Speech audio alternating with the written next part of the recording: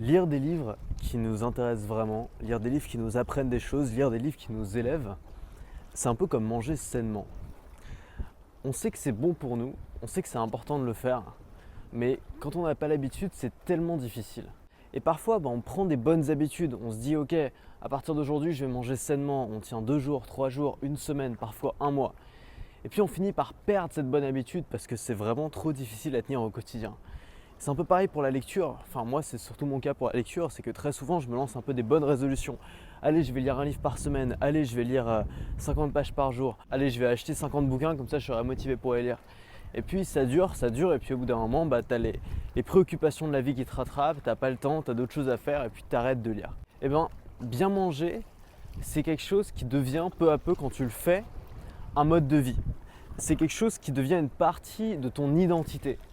Et même si moi j'ai pas été aussi consciencieux pour la lecture, le fait de manger sainement, le fait de manger de la bonne nourriture, de la nourriture qui nourrit, pas de la nourriture qui gave, c'est quelque chose que j'ai finalement réussi à faire. Ça fait des années que ça m'intéresse, aujourd'hui c'est devenu une partie de mon identité, de ma personnalité. Et je me vois plus revenir comme avant, c'est-à-dire que je me vois plus manger un peu de la merde, des pâtes et des pizzas à tous les repas comme c'était le cas il y a quelques années. Et je suis en train d'essayer de faire la même chose pour la lecture. Et pour ça, j'ai établi un petit peu toutes les choses auxquelles j'ai pensé qui vont m'aider à lire plus, qui m'aident déjà aujourd'hui à lire plus et qui peuvent t'aider toi aussi à lire plus, notamment si tu es jeune, si comme moi tu es un peu né dans l'ère des distractions massives, si c'est difficile pour toi de te concentrer. Je vais te donner 3 leviers sur lesquels tu peux jouer pour devenir un vrai lecteur. Et tu vas voir que c'est quelque chose qui peut absolument tout changer dans ta vie. Parce qu'il y a des livres qui sont extraordinaires, il y a des livres qui vont aller beaucoup plus loin que simplement t'apprendre des choses. Il y a des livres qui vont t'inspirer, des livres qui vont t'aider à avoir des idées, des livres qui vont te donner de l'autonomie, des livres qui vont faire changer totalement ton opinion sur la vie, exactement comme peut-être des youtubeurs ont pu le faire, des mentors, des gens que tu as rencontrés. Un livre, c'est extrêmement puissant et prendre le goût de la lecture, c'est quelque chose qui peut faire la différence réellement. Alors ces 3 leviers sur lesquels on va jouer pour lire plus, c'est le format, c'est le moment et c'est l'environnement. Alors d'abord le format. Moi pendant longtemps j'ai lu sur Kindle, donc c'est la tablette d'Amazon. C'est génial parce que tu peux emmener ça n'importe où, tu peux lire vraiment partout, tu peux télécharger tous les livres que tu veux en n'importe quelle langue, n'importe où dans le monde. Donc c'est génial, surtout si tu voyages beaucoup, si tu voyages léger et si tu veux toujours avoir de la lecture sur toi. Mais le problème c'est que lire en format numérique, c'est un peu comme télécharger un film sur internet. Il a toujours moins de valeur pour toi que si tu vas le voir au cinéma. Et moi j'ai vraiment repris goût au papier ces derniers temps parce que déjà sur papier, tu as la notion de la progression de ta lecture. Je sais pas si tu as déjà joué au jeu Les Sims, moi j'adorais ça quand j'étais petit. Et tu sais, quand ils lisent un livre, quand ils apprennent une nouvelle compétence, il y a une jauge au-dessus de leur tête qui se remplit petit à petit jusqu'à ce qu'ils aient atteint un nouveau point de compétence. Et quand tu lis un livre papier, c'est un peu pareil. C'est-à-dire qu'il y a ton livre, plus tu avances dans le livre, plus tu le vois physiquement sur le livre qui reste peu à lire et plus ça peut te motiver à lire. Tu as un peu cette jauge de compétences qui, au lieu d'être une jauge qui avance tout seul au-dessus de ta tête comme dans les Sims, se matérialise par ton livre, par l'avancement dans ton livre. Tu peux aussi bien sûr surligner. Alors ça c'est aussi quelque chose que tu peux faire dans le Kindle, mais c'est toujours plus naturel de le faire à la main. Tu peux surligner, tu peux prendre des notes. Moi il y a un truc que je fais maintenant aujourd'hui, c'est au lieu, quand tu lis, tu as forcément plein d'idées qui viennent en tête.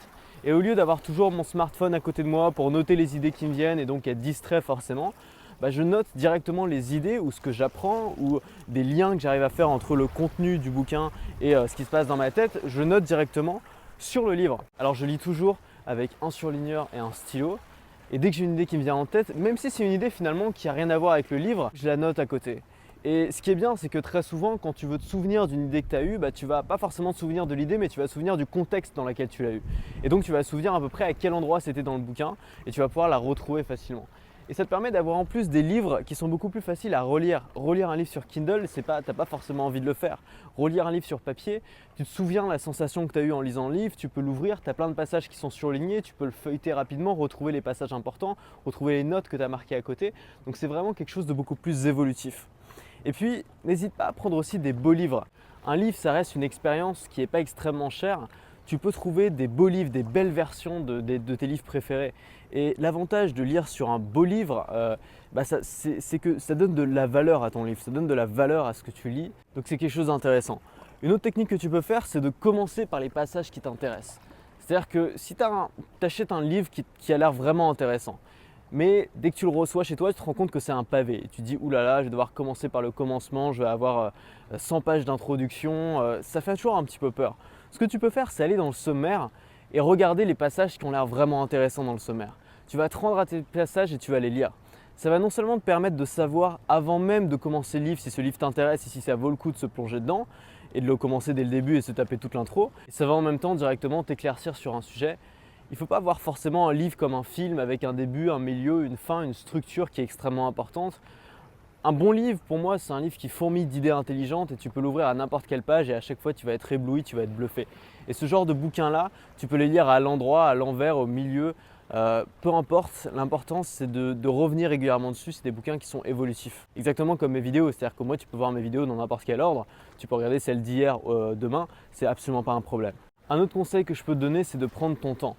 Il y a beaucoup de gens qui vont te dire, qui vont donner des techniques de lecture rapide en disant que c'est la solution si tu n'es pas un gros lecteur. Moi, je pense que les techniques de lecture rapide, c'est très bien justement si tu es un gros lecteur, si tu es quelqu'un qui lit déjà beaucoup.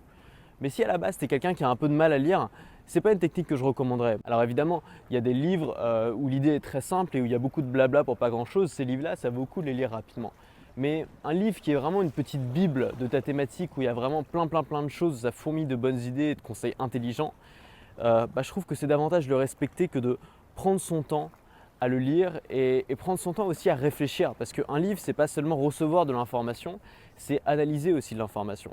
Et moi, mes meilleures idées, elles viennent souvent quand je suis en train de lire, même si parfois elles n'ont rien à voir avec ce que je viens de lire. Simplement le fait de réfléchir à quelque chose, ça te permet d'aller un peu plus loin et de penser à d'autres choses et de faire des liens et de faire des connexions et prendre le temps de lire, de faire ces connexions, de réfléchir, de faire des parallèles avec ta propre expérience. C'est vraiment quelque chose qui peut te permettre de reprendre goût à la lecture. On va passer maintenant à la deuxième étape, deuxième levier que je peux te donner, c'est de jouer non plus sur le format, mais sur le moment. À quel moment lire? Alors déjà, il y a une astuce que je peux te donner si tu as un business ou si tu lis vraiment de manière pratique pour apprendre des choses qui vont être utiles. Ça s'appelle le just-in-time learning. L'idée, c'est d'apprendre uniquement quand tu en as besoin. Souvent, quand on se lance dans un domaine, on achète 15 livres dessus, puis on a envie de tous les lire avant même de commencer. Et le problème de faire ça, c'est que on va être tout seul devant une masse d'informations, ça va être imposant, ça va nous faire peur, on ne va pas savoir par où commencer et ça peut un peu nous décourager. L'idée que je te propose, c'est de te lancer dans ton projet juste au début, quand ça t'intéresse, avant même de vraiment te renseigner, avant même de tout savoir sur ce sujet. Et au fur et à mesure que tu vas rencontrer des difficultés, parce que tu vas en rencontrer si tu te lances dans une nouvelle aventure, surtout si elle est difficile et exigeante, là tu vas pouvoir apprendre au fur et à mesure et ce sera probablement plus facile et plus gratifiant de pouvoir appliquer immédiatement ce que tu viens d'apprendre et pas simplement te mettre une base de connaissances que tu risques en plus peu à peu d'oublier avant même de commencer pour finalement peut-être te rendre compte que ce n'est pas pour toi parce que la pratique t'intéresse moins que la théorie. Le deuxième conseil que je peux te donner, c'est de te lancer des petits défis, des défis quotidiens pour être régulier dans la lecture. Par exemple, 10 pages par jour. Tu peux commencer par ça, c'est extrêmement simple. Tout le monde peut faire, lire simplement 10 pages par jour. Ça te prend 20 minutes, on peut tous dégager 20 minutes dans votre journée pour lire 10 pages de bouquin. Ensuite, tu vas passer à 20 pages, puis à 30 pages. 30 pages par jour, c'est bien. 30 pages par jour, c'est quoi? C'est à peu près 20 minutes à 3/4 d'heure, peut-être 1 heure pour les lecteurs les plus lents ou ceux qui réfléchissent le plus, ce qui n'est pas forcément une mauvaise chose. Mais 30 pages par jour, c'est déjà beaucoup plus que la moyenne de lecture des gens. Un autre conseil que je peux te donner, c'est de lire le matin, lire en tout cas avant les distractions, avant d'allumer la télé, avant d'aller voir tes notifications, avant d'ouvrir ton ordinateur, parce que toutes ces choses-là, c'est des choses qui vont rendre beaucoup plus difficile le fait de revenir à la lecture. Donc peut-être prévoir un moment le matin de 3/4 d'heure, peut-être juste une demi-heure pour commencer ou 20 minutes, consacré uniquement à la lecture. Pourquoi c'est important de faire ça? Parce que la lecture, ça fait partie de ces choses qui sont importantes et on le sait, mais qui ne sont pas urgentes. Et dans la journée, on a plein de choses qui vont passer avant et qui vont, parce que c'est plus urgent, parce qu'il faut le faire pour demain. Jamais on va dire tu dois lire ce livre pour demain, à part à l'école, tu vois, mais une fois que c'est fini, tu n'as plus tellement de raison de lire. Mais si tu sais que c'est important, il faut le faire passer avant. Et la meilleure façon de le faire passer avant, c'est simplement d'attendre d'avoir fini cette tâche-là, d'avoir lu tes 30 pages pour pouvoir passer à toutes les distractions, à toutes les autres choses qui sont peut-être plus urgentes mais moins importantes. Un autre conseil que je peux donner, c'est de partager tes lectures. C'est toujours plus facile de faire quelque chose quand on le partage avec d'autres gens. Il y a des clubs de lecture, il y a des groupes de lecture. Moi j'avais créé un groupe sur Facebook qui s'appelle BM Book Club. Tu peux encore t'inscrire, il y a le lien qui est en description, si je pense à le mettre. Et voilà, l'idée ça va être à chaque fois que tu vas finir un livre, de partager ce que tu as appris dessus. Et c'est un bon moyen aussi d'avoir envie de lire. Un autre conseil que je peux te donner, c'est d'emprunter un livre à la bibliothèque. Alors je sais que ça fait ringard, plus personne fait ça. Aujourd'hui, on emprunte des livres soit sur Kindle, soit on les achète sur Amazon. Mais c'est un super truc à faire. Pourquoi? Parce que c'est limité dans le temps. C'est-à-dire, je ne sais pas si c'est toujours le cas, mais quand moi j'empruntais des livres à la bibliothèque quand j'étais petit, il fallait les rendre 2 semaines plus tard. Ça veut dire que j'avais 2 semaines pour les lire. Donc moi je prenais surtout des BD, mais parfois je prenais aussi un livre. Et du coup je me forçais à me dépêcher de lire le livre pour les 2 semaines parce que c'est un peu frustrant de rendre un livre alors que tu n'auras lu que la moitié. Donc c'est un bon moyen aussi, tu vas à la bibliothèque, tu passes un peu dans les allées, tu regardes un petit peu les bouquins qui t'intéressent, tu cherches un petit peu des bouquins qui sont peut-être pas très connus et tu dis ok, lui j'ai 2 semaines pour le lire, je vais me mettre à fond et je vais le terminer puis je vais le rendre. C'est un super truc, ce qui t'empêche pas après d'éventuellement l'acheter si tu veux le garder, mais juste pour avoir cet engagement de devoir le lire dans les 2 semaines. Un autre conseil que je peux te donner, c'est de lire uniquement des livres qui t'intéressent. Pourquoi se forcer à lire des trucs qui ne nous intéressent pas? Il y a tellement de livres sur Terre, il y a tellement de domaines, il y a tellement de choses, il y a forcément une thématique de bouquins qui t'intéresse. Alors surtout si tu n'es pas un gros lecteur, commence par les livres qui te passionnent vraiment, qui t'intéressent vraiment. Même si c'est de la fiction, même si c'est, je sais pas, même si c'est des BD, pourquoi pas, c'est toujours intéressant parce qu'au moins ça te rend ami avec la lecture. Et moi quand j'étais petit, j'adorais lire, vraiment, j'avais plein de bouquins que j'adorais. J'étais aussi un grand fan de BD. Et puis petit à petit, à partir du lycée, j'ai été dégoûté de la lecture parce qu'on m'a forcé à lire des livres qui ne m'intéressaient pas. Et dans les classiques, il y a des très bons livres, mais ce n'est pas forcément adapté à un lycéen. Et c'est dommage de dégoûter de la lecture alors qu'il y a plein de romans qui vont passionner les lycéens. Et donc après je me suis un peu arrêté de lire alors que c'était le moment où j'en avais le plus besoin. Et aujourd'hui je reprends peu à peu goût à la lecture parce que j'ai des livres qui m'intéressent vraiment. Troisième, d'ailleurs je t'invite à aller voir la vidéo de Guy Cave il me semble, qui est un petit jeune qui fait des vidéos sur YouTube que je trouve génial. Je t'ai mis le lien en description. Troisième levier pour lire plus, c'est de jouer sur l'environnement. Notre plus grand ennemi aujourd'hui pour la concentration, c'est les distractions. Les distractions aujourd'hui elles sont vraiment omniprésentes. On en a quand on ouvre son ordinateur pour travailler, on en a on en a dans la poche quoi. On en a même sur notre montre pour ceux qui ont une Apple Watch ou une montre Android. Enfin, les distractions elles sont tellement partout aujourd'hui que ça devient tellement difficile de se concentrer pendant plus d'une demi-heure sur un format long.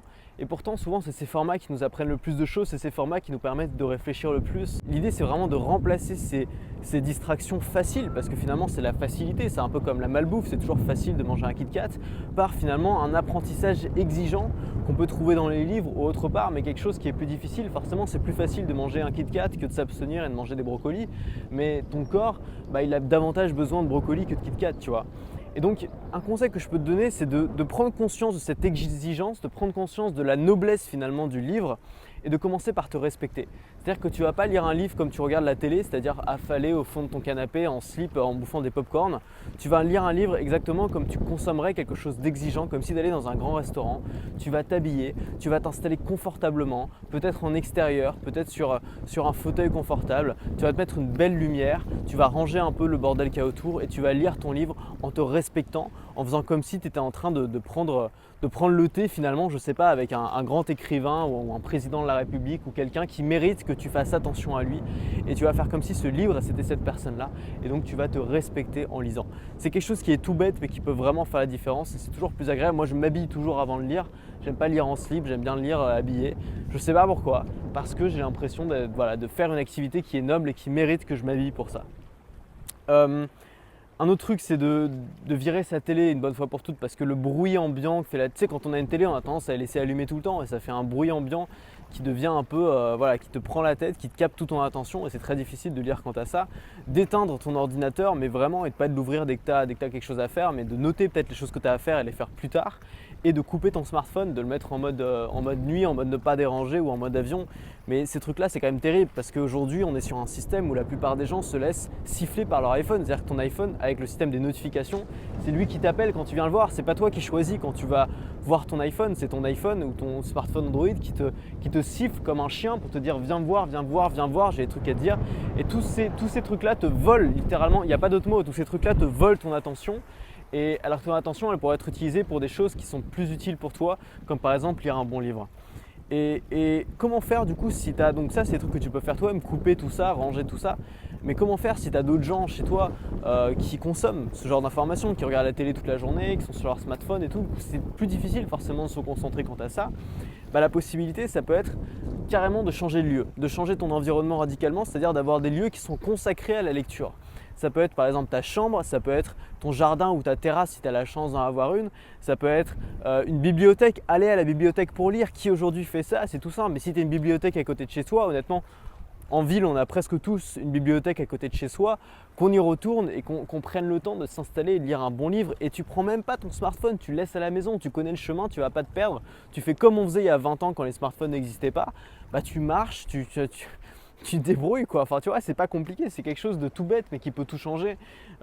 Tu peux aussi lire dans les transports. Moi j'arrive très bien à lire dans le métro, je sais pas pourquoi, mais le fait que tu aies strictement rien à faire dans le métro et que ton portable ne capte pas, bah forcément c'est un endroit où moi j'arrive bien à lire. Peut-être toi ce sera autre part, ce sera un autre endroit, mais peut-être teste ces lieux et trouve des lieux qui sont consacrés à la lecture, c'est-à-dire des lieux où tu vas rien faire d'autre que lire, tu vas pas emmener ton smartphone, tu vas pas emmener d'écran, tu vas te consacrer exclusivement à la lecture.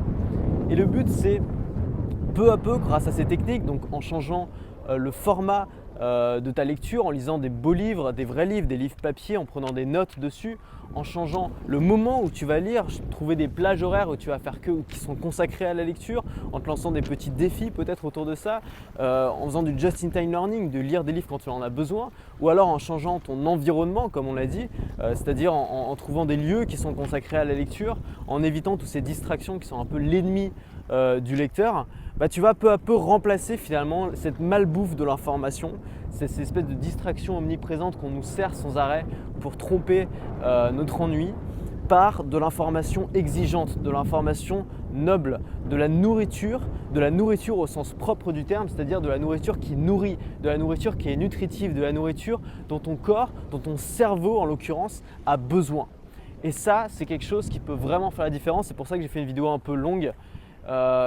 Parce que c'est, voilà, moi à chaque fois que je me remets à la lecture, je me dis mais putain pourquoi je lis pas tous les jours, j'apprends tellement, c'est tellement intéressant, ça me fait tellement réfléchir, ça fait de moi une personne meilleure, plus intelligente, plus sensible. Voilà, c'est quelque chose d'énorme. Cette vidéo je la fais avec le cœur parce que c'est vraiment des conseils d'amis aujourd'hui que je te donne.